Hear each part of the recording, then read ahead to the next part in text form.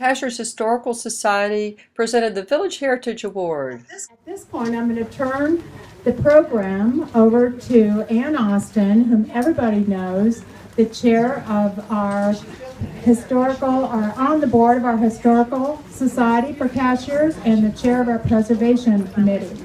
Ann? For hours in this presentation of the 12th Annual Village Heritage Award. There are a number of Cashiers Historical board members, I think, here tonight. Gail Eby, for one, is here, who's the most recent past chairman and head of this year's Designers Show House. Yay, Gail! Bravo! And Kathleen Rivers is here, who's been on the board for many years and also was a past chairman of the Designers Show House. So Bravo! later on in the summer. And I also would like to welcome all the members of the Historical Society that are in the crowd today. And thank you all for making possible awards like this one we're giving tonight. And if you're not a member and would like to become a member, Jacqueline and Alan are at the entry desk that you can see on the way out. We would love for you to join our efforts to preserve the history of Cashiers Valley and help keep Cashiers Cashiers. Our association with the Chamber goes back a long way, and we're grateful to that organization for their support. It's given officially at the end of the year at the Christmas banquet, but then we have a celebration in the spring, in the summer with Business After Hours. The Village Heritage Award is given annually to a building that best exemplifies the village character of Cashiers, to a property that's been restored and adapted for use as an active business that contributes to the vitality of the town. Certainly Mary Palmer and Hugh Dargan's efforts with Dovecote are a wonderful example of this preservation ethic. Years ago, I don't know who remembers this, but Dwight Young from the National Trust came down to meet with, were you there? And talked to us about the significance of the Zachary Talbot House. And here's part of what he said. He said, often my local hosts would introduce themselves and their community with a statement that went something like this. Oh my, you come from Charleston. Well, of course, our poor little town doesn't have anything historic to say. We're not like Charleston. So I got used to hearing this, but I never got comfortable with the fact that it was an apology. When it comes to history, the only thing, I'm talking to the younger generation here, that anyone should ever apologize for is failing to appreciate the worth and validity of whatever history a community has. A history of a community isn't like having naturally curly hair. It's more like a heart, and every community has one. But I think that we are all coming to understand that, and certainly the Charlestonians understand it because they've been coming here for generation after generation. So that's one of the reasons why Dovecote is a worthy recipient of this year's award. It's a small cottage. It's never going to be on the National Register of Historic Places. In fact, it was studied as in our first site survey that we did several years ago, and it wasn't even given a name. It was just called House. Just House. It was an ordinary house, but a house where people lived, where people were born and people were raised, and it's part of the fabric of this town. It was probably built around 1930, and it's typical of the modest vernacular homes of that era. Kind of building that gives Cashiers its particular village character, and it's people like Mary Palmer and Hugh that can be commended for preserving this special piece of Cashiers history.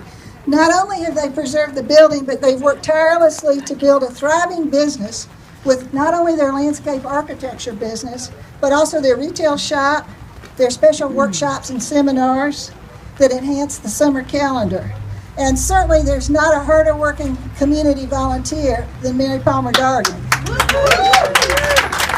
Moreover, the Dargans live and work here.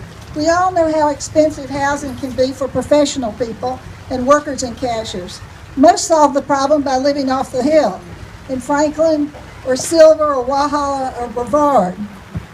But when all those trucks fly off the mountain at 5 o'clock, we lose some vitality as a real team.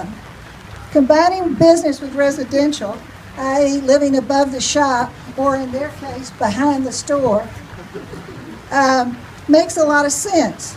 The Dargans aren't the first to recognize this, but they are among the trendsetters for sure, and they're a good example for others about the pleasures of in-town living. So I hope you all will join me now in thanking Mary Palmer and Hugh and welcoming them as the newest recipient of our Village Heritage Award, which is right here. So congratulations.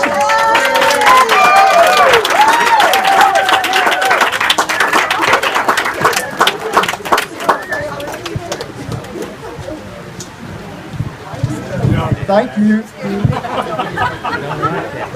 Thank you very much. We appreciate the award. We worked very hard on the house, and we are so grateful to have all of you here to celebrate this award. And we hope that you'll come back many, many times, because as far as I'm concerned, it's always open house here. I just want you to I want to get to know each and every one of you. When Ann suggested that I look with Hugh at this house when we were selling our house at High Hampton, I said, gosh, that's such an old place. I think it would be wonderful for us. So Ann Austin is our official godmother of this house. So let's give her a great round of applause. She really made it something that I didn't even know was existing to be for sale or even thought about it. And since then, we've had a love affair with this house. This is our third summer. We spent 11 months renovating it, really from stem to stern. And then we tried out the little shop thing because people kept coming over from next door thinking that we were a shop. And I put out an honesty box and some books. And they left me checks and cash. And they thought it was funny and they brought their friends. So we had a grassroots sort of beginning with our shop. And then last year, Q said, maybe you should get a little bit more serious about this and diversify. So we did, and this year we did a little bit more, and we added, thanks to our wonderful neighbor, Stephen Zukas. I said, Stephen, could we possibly use the barn as a parking area? And he said, that would be fine. And I said, well, it's a little wet. And he said, well, whatever you need to do, y'all just do what you need to do. And so we created some parking. We put a little fence around it. And so you're kind of at the edge of what else we do. We have baby bats incubating in the barn, which we think are darling and charming. And this place, it's so nice to have the expansion across from the little house and its garden over to the old barn, which is what we call it. We feel very much a part of the historic fabric of the village. While we can just walk down the street and go to the village green. I mean, how cool is that? So I want to thank everyone very, very much for being here. And this lovely, lovely award means the world to us. So I've got goosebumps just saying that. And you all eat, drink, and be merry, and come back on a sunnier day. Thank you so much.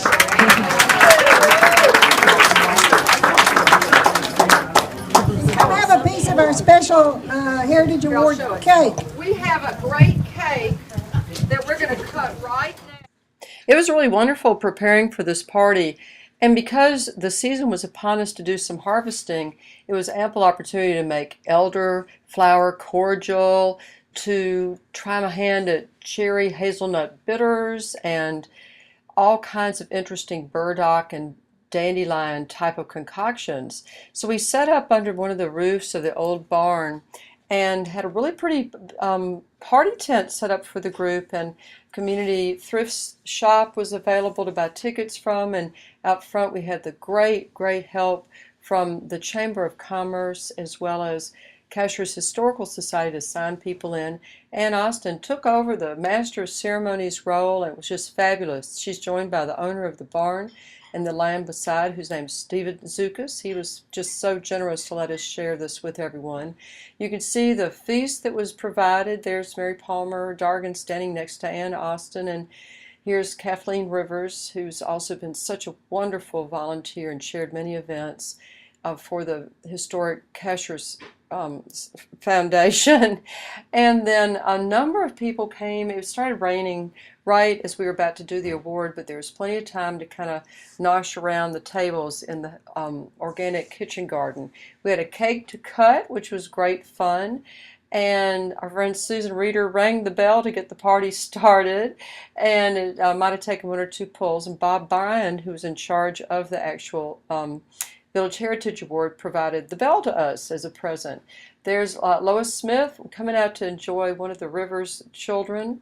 We were delighted to have their whole family here. Allison Lee and Petty Moyer joining us to glam up the place, and then a number of great fun-loving friends viewing and enjoying the grounds of Dovecote. People sitting, rocking, just loving the camaraderie, and not last but not least, but John Warren playing his wonderful strolling guitar, picking banjo. Brad Herman from Cornucopia helped us with the food. Skip Ryan and Carolyn Lofton O'Neill were both there in force as well. There was other friends having merrymaking, and it was really great fun. The rains began right about when everything was starting to capture everyone under the tent, but nobody minded, and we kept on having great fun. So come back again. Don't be a stranger and enjoy our award at Dovecote in Cashiers, North Carolina, the Village Heritage Award, and thank you.